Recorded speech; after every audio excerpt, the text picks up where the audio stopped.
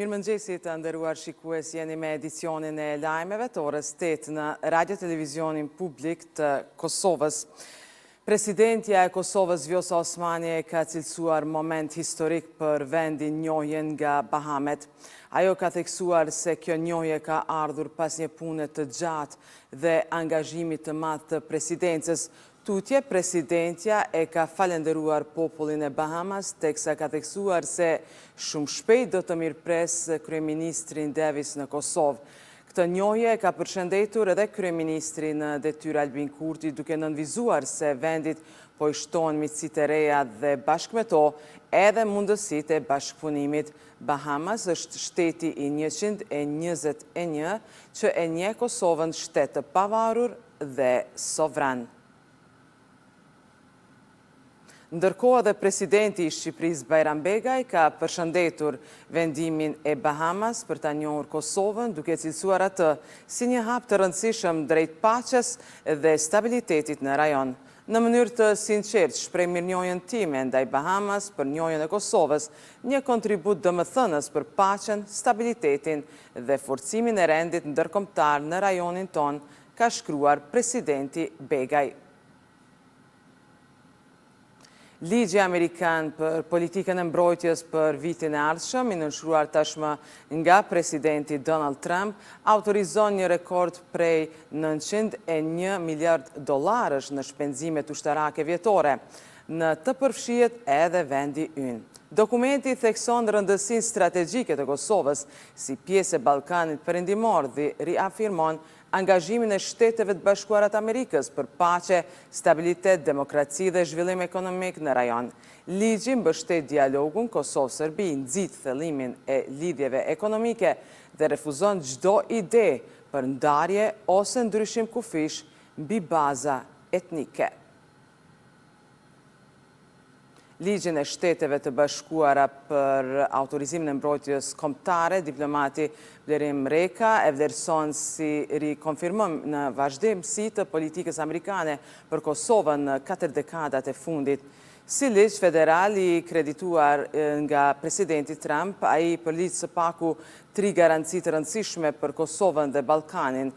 Nuk ka ndryshim kufish në rajon. Marrëveshja midis Kosovës dhe Serbisë do të përmbyllet me njohje reciproke dhe zgjerimi i NATO-s në Ballkan do të vazhdojë përfshir edhe mundësinë e antarësimit të Kosovës në Aleancën Veriatlantike.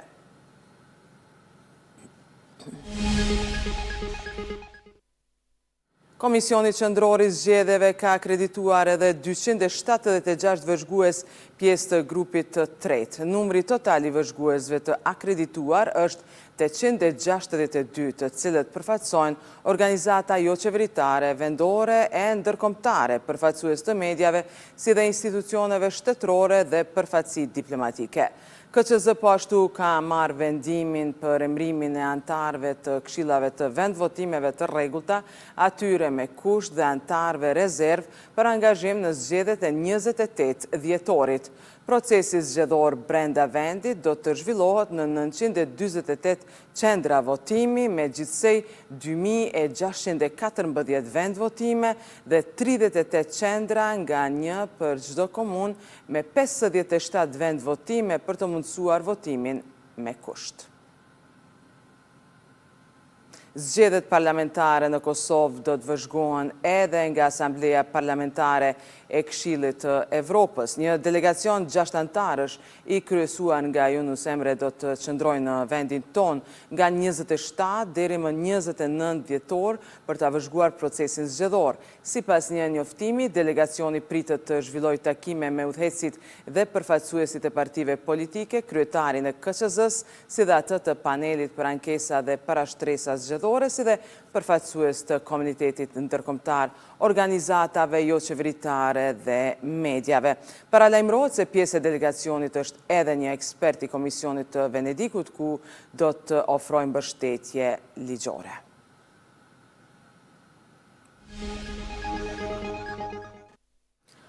Udhëheqësit e Bashkimit Evropian kanë arritur një marrëveshje për t'i dhënë Ukrainës një kredi prej 90 miliardë eurosh pasi nuk arritën të bien dakord për përdorimin e aseteve të ngrira ruse. Presidenti Ukrainas Volodymyr Zelensky ka thënë se mbështetja forcon vërtet qëndrueshmërinë ukrainase derisa ka theksuar se asetet ruse duhet të mbeten të palëvizshme.